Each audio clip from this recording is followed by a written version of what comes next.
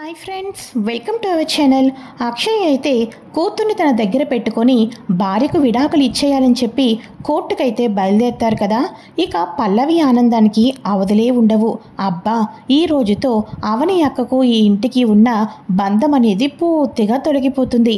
నా యొక్క టార్గెట్ ఇంత త్వరగా ఫినిష్ అయిపోతుందని అస్సలు అనుకోలేదు అని అప్పటిదాకా కాలర్ ఎగరేసుకుంటూ ఎంతగానో సంబరపడిపోతున్న పల్లవి చివరి క్షణంలో ఒక్కసారిగా, బావగారు ఒకసారి ఆలోచించండి బావగారు, ప్లీజ్ బావగారు, మీకు ఒక ఆడపిల్ల ఉంది, ఆ ఆడపిల్ల గురించైనా ఆలోచించండి, విడాకులు అనేది జీవితంలో అతిపెద్ద నిర్ణయం బావగారు, మీ నిర్ణయం మార్చేసుకోండి బావగారు, ప్లీజ్ బావగారు అని చెప్పేసి అక్షయ్ కాళ్ళ వేళ్ళపడి రిక్వెస్ట్ చేస్తూ విడాకులు తీసుకోకుండా ఇంటికైతే తీసుకొని వెళ్ళిపోతుంది పల్లవి.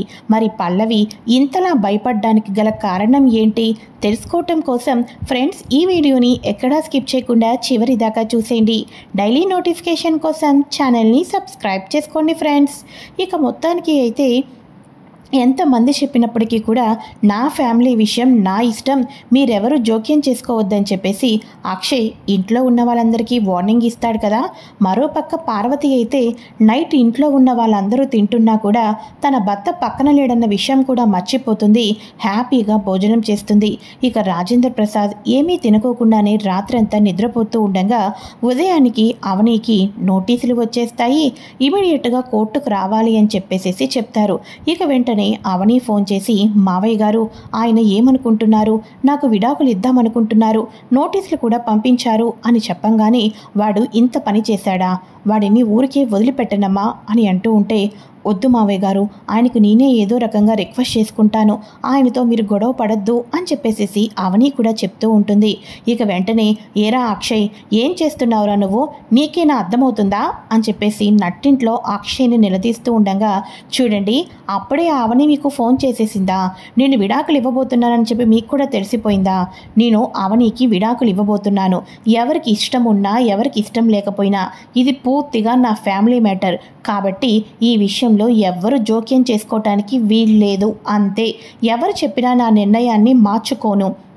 ఈరోజు అవనికి ఎట్టి పరిస్థితుల్లో కూడా విడాకులు ఇచ్చేసేసి శాశ్వతంగా నా కూతురు నా దగ్గర ఉండేటట్టుగానే నేను నిర్ణయం తీసుకుంటున్నాను అని చెప్పేసి అక్షయ్ అయితే గీత కొట్టినట్టు గట్టిగా సమాధానం చెప్పడంతో పక్కనున్న కమల్ వచ్చేసేసి, అన్నయ్య అన్నయ్య అని చెప్పేసి అంటూ ఉంటే, ఏంట్రా కమల్ అని శ్రీకర్ అంటూ ఉంటాడు. ఏమీ లేదన్నయ్య, నువ్వు లాయర్వే కదా, నాకు ఒక నోటీస్ రెడీ చేస్తావా అని అంటూ ఉంటే, దేనికోసం రా, ఇప్పుడు ఏమైందని చెప్పి నోటీస్ చేయటానికి అని అంటూ ఉంటే, ఇది నా పర్సనల్ అన్నయ్య, నా పర్సనల్ లైఫ్ కాబట్టి నేను పల్లవికి డైవర్స్ ఇచ్చేద్దాం అనుకుంటున్నాను, ఒక నోటీస్ రెడీ చేయన్నయ్యా అని అనగానే, ఒకటేంట్రా 2 రెడీ చేపిస్తాను, నేను కూడా శ్రీయాకి డైవర్స్ ఇచ్చేస్తాను అని చెప్పేసి పద ఇప్పుడే నోటీస్ రెడీ చేసేస్తాను అని చెప్పేసి అనగానే, పార్వతి ఏంట్రా ఏమనుకుంటున్నారు మీరు అని అనగానే, మరి అన్నయ్య విషయంలో చేస్తే తప్పు లేదు కానీ మా విషయంలో చేస్తే తప్ప, ఏ అవని వదిన ఆడపిల్లే, ఈ ఇంట్లో ఉన్న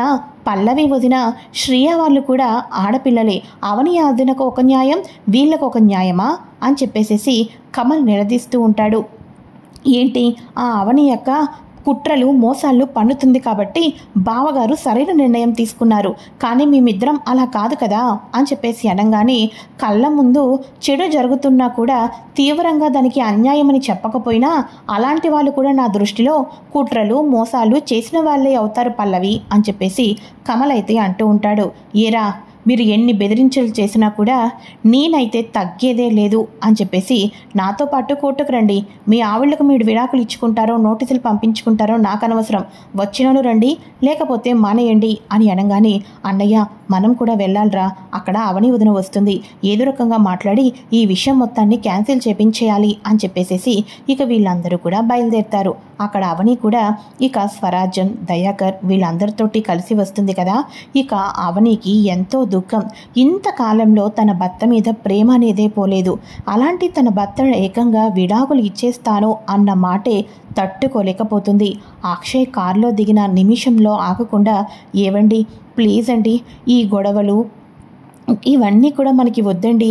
ఈ డైవర్స్ అన్న మాటనే మర్చిపోదామండి. హ్యాపీగా ఉందాం. ఈ కోర్టులో వద్దు. మీకేం కావాలో అది హ్యాపీగా మనం మాట్లాడుకొని చేసుకుందాం. మన ఇంటి గౌరవం, పరువు ఇవన్నీ పోతాయండి అని అంటూ ఉంటే, ఏయ్ ఇలాంటి విషయాలని నా దగ్గర నువ్వు మాట్లాడొద్దు, పక్కకు వెళ్ళు అని అంటూ ఉండగా, అత్తయ్య మీకు కూడా నేను చేతులెత్తి మొక్కుతున్నాను, మీ కాళ్ళు పట్టుకుంటాను అత్తయ్య, ఆయనను ఇంటికి వెళ్ళిపోదామని చెప్పండి అత్తయ్య, ఈ విడాకులు ఇవన్నీ వద్దని చెప్పండి అత్తయ్య అని అంటున్నా కూడా పార్వతి కూడా లెక్క చేయదు కదా. ఇక వెంటనే అవని అంటూ ఉంటుంది, ఏవండి మీరు నన్ను కొట్టిన తర్వాతైనా సరే మీరు నన్ను వద్దు అని వదిలించుకుందాం అనుకున్నా కూడా నా మనసులో ప్రేమ ఎప్పటికీ చావదండి, ఎప్పటికీ మీ మీద ఉన్న ప్రేమ నాకు చావదు అని చెప్పేసి అనగానే, ఇలాంటి టైం వేస్ట్ మాటలు వినటం కన్నా లాయర్ గారితో మాట్లాడితే ఇంపార్టెంట్ పాయింట్స్ వస్తాయి, పూర్తిగా నా కూతురు నాకే సొంతమవుతుంది, పదండి లోపలికి వెళ్దాం అని చెప్పేసి అనగానే, అబ్బబ్బబ్బా ఇలాంటి రోజు ఇంత త్వరగా వస్తుందని అస్సలే ఎక్స్పెక్ట్ చేయలేదు, నా చేతి హస్తం ఏమీ లేకోకుండానే ఇంత త్వరగా పని అయిపోతుంది, అబ్బబ్బబ్బా తలుచుకుంటుంటేనే చాలా సంతోషంగా ఉంది అని చెప్పేసేసి అనుకుంటూ ఉంటుంది. పల్లవి అయితే, ఏంటి చూస్తున్నావు, తెగదింపులు అయిపోతున్నాయి, విడాకులు వచ్చేస్తున్నాయి, లోపలికి పదా అని చెప్పేసేసి పల్లవి అయితే అవనిని మరింత రెచ్చగొడుతూ ఉంటుంది. నీ సంగతి మాత్రం వదిలిపెట్టను, గుర్తుపెట్టుకో అని చెప్పేసేసి ఇక మొత్తానికి అయితే అవని కూడా పల్లవికి వార్నింగ్ ఇస్తుంది కదా. ఇక జడ్జి గారు రావటం, లాయర్లు ఇంపార్టెంట్ పాయింట్లు చెప్పడం, మనం ఈ రకంగా వాయిద్దాం, ఈ రకంగా మనం మాట్లాడదామని చెప్పేసేసి ఇక మొత్తానికి అయితే డిస్కషన్ చేసుకుంటూ ఉంటారు. ఇలా డిస్కషన్ చేసుకుంటూ ఉండగా ఇక స్వరాజ్యం వాళ్ళ హస్బెండ్ దయాకర్ ఉంటారు కదా, అవని బాబాయ్ బాబాయ్ అని పిలుస్తూ ఉంటుంది. ఆ బాబాయ్ తన ఫోన్లో ఉన్న ఒక వీడియోని దయాకర్ చక్రధర్కి అయితే పంపిస్తాడు. చక్రధర్ ఒక్కసారిగా షాక్ అయిపోతాడు.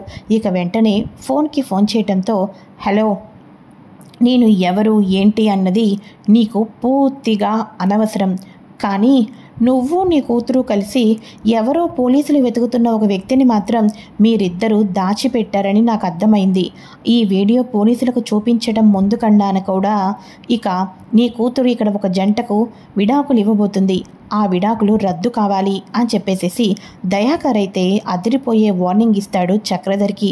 ఆ వీడియోలో ప్రశాంత్ ఇక పోలీసులు తన గురించి వెతుకుతున్నారు కదా, ఇద్దరు అమ్మాయిలను ఇలానే మోసం చేశాడు కదా, వాళ్ళు కూడా కంప్లైంట్ పెట్టడంతో ఇక మొత్తానికి అయితే దుబాయ్ నుంచి ఇక్కడికి వచ్చిన ప్రశాంత్ మళ్ళీ దుబాయే వెళ్ళిపోవాలనుకుంటున్నాను, కొంచెం నాకు డబ్బు సపోర్ట్ చేయండి అని అడగటంతో, నువ్వు వెళ్ళిపోతే మేము కథలో ఎలా మలుపులు తిప్పాలి అని చెప్పేసేసి, ఇంకా ఏంటి డాడ్ చూస్తున్నావు, వీడికి 3 పూట్ల ఫుడ్ పెట్టి రూమ్లో పడేయండి అని చెప్పేసేసి రూమ్లో అయితే పడేసి లాక్ అయితే వేసేస్తారు ఈ తండ్రి కూతుళ్ళు ఇద్దరు కూడా.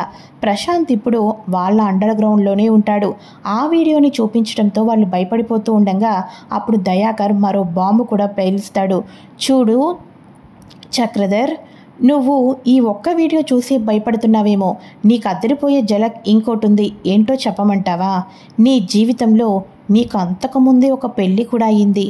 ఆ పెళ్ళి అయిన తర్వాత నీకు కూతురు కొడుకు కూడా ఉన్నారు. నాకు ఈ విషయం ఎంక్వైరీలో తెలిసింది. అదే విషయం నీ కూతురికో నీ భార్యకో తెలిసిందనుకో, ముందుగా పెళ్ళయ్యి 2 బిడ్డలు ఉన్నాయని తెలిసి కూడా ఇక నువ్వు వీళ్ళని మోసం చేశావని తెలిసిందే అనుకో, నీ కన్న కూతురే నిన్ను అసహించుకుంటుంది, నీ కట్టుకున్న భార్య నిన్ను వదిలేసేసి వెళ్ళిపోతుంది. కాబట్టి ఇప్పుడు ఇక్కడ విడాకులు అనేవి ఆగిపోవాలి అని చెప్పేసేసి ఇక మన దయాకర్ అయితే ఫోన్ చేస్తాడు.